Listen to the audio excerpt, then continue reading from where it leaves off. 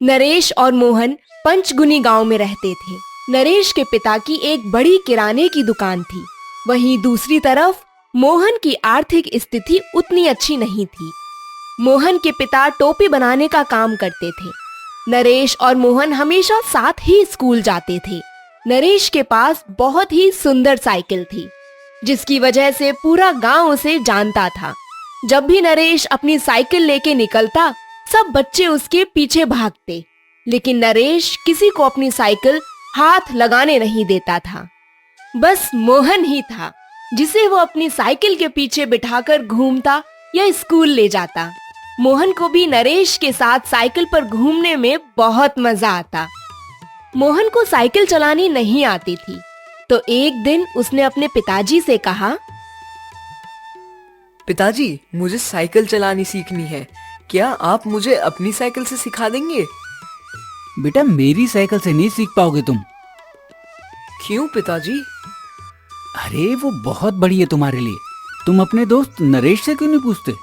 मोहन ये जानता था कि सीखते वक्त साइकिल गिर सकती है, और ये भी कि नरेश को अपनी साइकिल से कितना लगाव है। इसलिए उसने सोचा कि जब मैं अच्छी तरह से साइकिल चलाना सीख जाऊंगा, तब नरेश से उसकी साइकिल मांगूंगा। पिताजी, आप सिखा दीजिए ना। अगर आप सिखाएंगे तो मैं रोज रात को टोपी बनाने में मदद करूंगा, पक्का। ठीक है, कल से सिखा दूंगा। अब खाना खा लो। अगले ही दिन मोहन ने स्कूल में नरेश को ये बात बताई। आज से मैं साइकिल चलाना सीख रहा हूँ, मेरे पिताजी सिखाएंगे। अच्छा। अब कल से तुम मेरे पीछे बैठना। नरेश मोहन की बातों का कोई जवाब नहीं देता। स्कूल से घर पहुंचते ही मोहन ने पिता से कहा, पिताजी चलिए, मुझे जल्दी से साइकिल चलाना सिखाइए। पिताजी मोहन को साइकिल चलाने सिखाने लगे। क्योंकि साइकिल मोहन से बड़ी थी, इसलिए शुरुआत के 3-4 दिन मोहन को बड़ी दिक्कत हुई। वो कई बार गिरा। पिताजी ने उससे कहा, बेटा, मैंने कहा था ना, इस साइकिल से तुम नहीं सीख पाओगे, ये बड़ी है। पिताजी, मैं सीख जाऊंगा। तुम नरेश की साइकिल से क्यों नहीं सीखते? क्या वो तुम्हारा अच्छा दोस्त नहीं है? नहीं पिताजी, ऐसी बात नहीं है। मोहन थोड़ी देर सोचने के बाद जवाब देता है, पिताजी, मैं नरेश को सरप्राइज देना चाहता हूँ, इसलिए मैं उससे साइकिल नहीं मांग रहा हूँ। अब आप जल्दी मुझे सिखाइए। अच्छा ठीक है, जैसी तुम्हारी मर्जी। पिताजी साइकिल का करियर पकड़कर पीछे पीछे दौड़ते और मोहन आधी पैडल मारते हुए हैंडल को कस के पकड़कर आगे बढ़ता। 3-4 दिन ऐसे ही चला। मोहन रोज रात को पिताजी की मदद करता और पिताजी स्कूल से आने के बाद उसे साइकिल सिखाते। हर रोज की तरह मोहन साइकिल चला रहा था। तभी उसे एहसास हुआ कि साइकिल का वजन अचानक से कम हो गया था। वो कुछ देर तक यूं ही पैडल मारता रहा। उसने पिताजी को आवाज लगाई, पिताजी, पिताजी। पिताजी की आवाज ना आने पर घबराहट से उसने पीछे मुड़कर देखा। पिताजी दूर खड़े गर्व से मुस्कुरा रहे थे। ये देखकर मोहन खुशी से फूला नहीं समा रहा था। करीब 1 हफ्ते की कड़ी मेहनत के बाद मोहन ने साइकिल चलाना सीख ही लिया। वो बहुत खुश था। अगले दिन स्कूल से घर आते समय मोहन ने नरेश से पूछा, नरेश, आज साइकिल मैं चलाऊं? तुम्हें साइकिल भी चलानी आती है? हाँ, मेरे पिताजी ने मुझे साइकिल चलानी सिखाई है। नरेश को बिल्कुल भी मन नहीं था कि वो मोहन को साइकिल दे। उसे डर था कि उसकी साइकिल को कुछ हो जाएगा।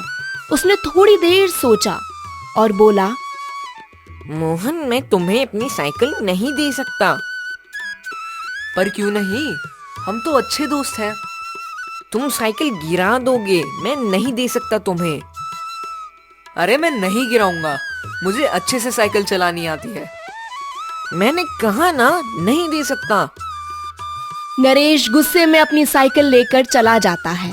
मोहन वहीं अकेला रह जाता है। मोहन को नरेश की बातों का काफी बुरा लगा था।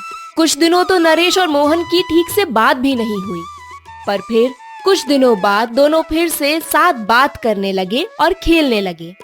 एक दिन मोहन के पिताजी शहर से गांव आते हुए उसके लिए बहुत सुंदर टोपी लेकर आए। ये देखो, मैं क्या लाया हूँ तुम्हारे लिए। मोहन टोपी देखते ही चौंक जाता है। वो बहुत चमकीली और सुंदर टोपी थी, जिसे देखते ही कोई भी उसकी ओर आकर्षित हो जाता। ये मेरे लिए है पिताजी? हाँ, तुमने जो मेरी टोपियाँ बनाने में मदद की, उससे टोपियों की बिक्री में बहुत फायदा हुआ। ये उसी का इनाम है। अगले दिन स्कूल में मोहन सभी दोस्तों को अपनी टोपी दिखाता है। बच्चे टोपी देखकर हैरान हो जाते हैं। उन्होंने कभी इतनी सुंदर टोपी नहीं देखी थी। सभी बच्चे मोहन के पीछे पीछे घूमने लगे। नरेश स्कूल की छुट्टियों में हमेशा अपनी बुआ के घर जाता था। उसने सोचा कि इस बार जब मैं बुआ के घर जाऊंगा तो मोहन से उसकी टोपी लेकर जाऊंगा। नरेश अपने चचेरे भाई अमन को वो टोपी दिखाना चाहता था। अगली सुबह नरेश मोहन के घर आया और उसने कहा, मोहन, मैं कल अपनी बुआ के घर जा रहा हूँ। क्या तुम मुझे अपनी टोपी दे सकते हो? मैं अमन को ये टोपी दिखाना चाहता हूँ। मोहन को तुरंत पहले की बातें याद आ जाती हैं कि किस तरह नरेश ने साइकिल के लिए उसे मना किया था। मैं नहीं दे सकता। क्यों मोहन? मैं नहीं दे सकता तुम्हें। मोहन को थोड़ा गुस्सा आ जाता है। पास ही में मोहन के पिताजी काम करते हुए मोहन और नरेश की बातें सुन रहे थे।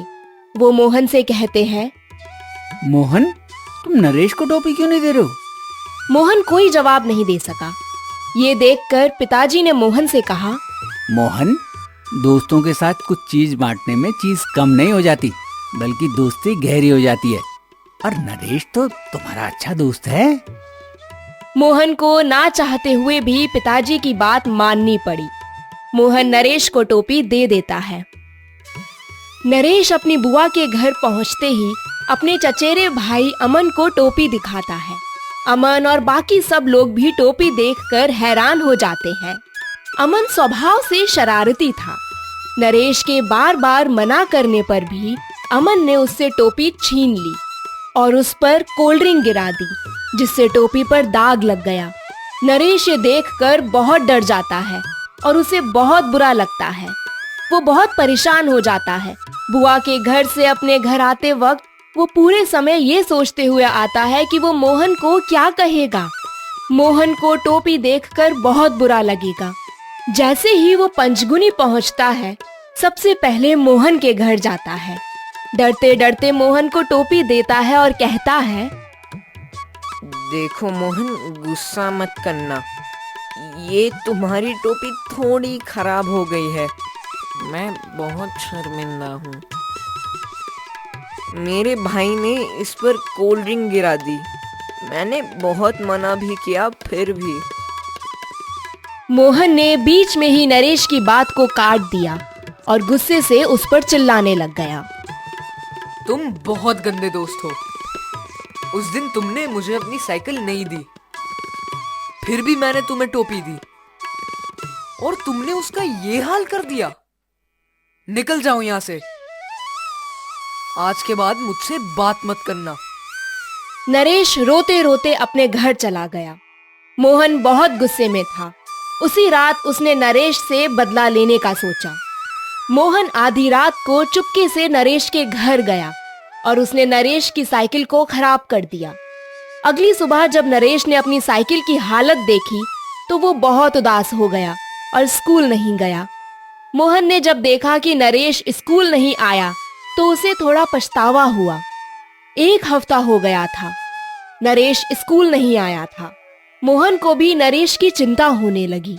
अगले दिन मोहन ने नरेश के घर जाने की सोची। घर पहुंचकर उसकी मम्मी ने बताया कि वो साइकिल के खराब होने की वजह से बहुत उदास हो गया था। उसने खाना, खेलना सब छोड़ दिया था, जिसकी वजह से उसकी तबीयत खराब हो गई थी।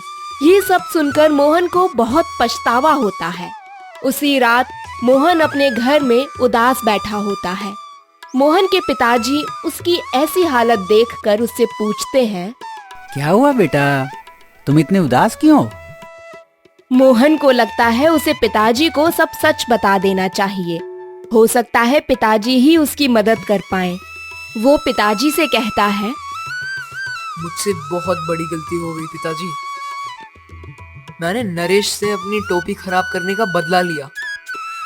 मैंने उसकी सबसे प्यारी चीज, उसकी साइकिल खराब कर दी। मोहन रोने लगता है।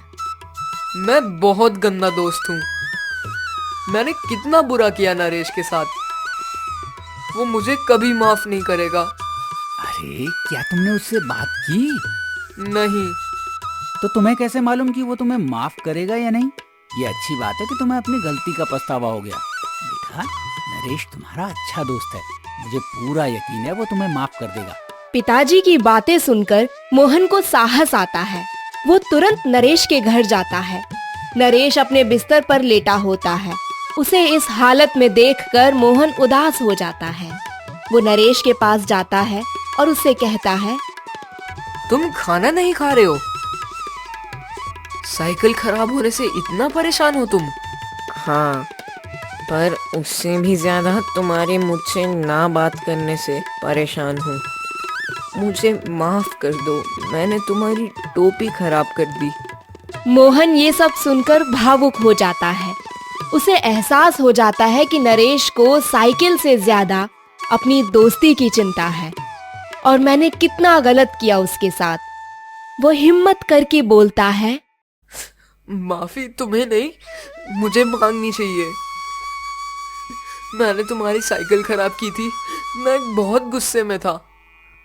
मैं बहुत शर्मिंदा हूँ।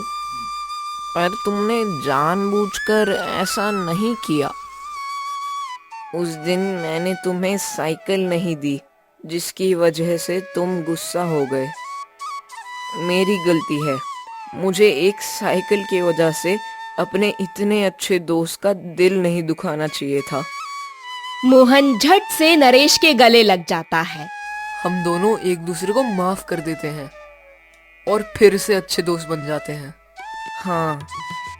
अगली सुबह नरेश स्कूल जाने के लिए मोहन का इंतजार कर रहा होता है। तभी वो देखता है मोहन साइकिल लेकर आया है। ये लो, तुम्हारी साइकिल अब बिल्कुल ठीक हो गई है। नरेश साइकिल देखकर बहुत खुश हो जाता है और बोलता है, मैं पीछे बैठूंगा। दोनों हंसते हैं। नरेश पीछे बैठ जाता है और मोहन साइकिल चलाता है।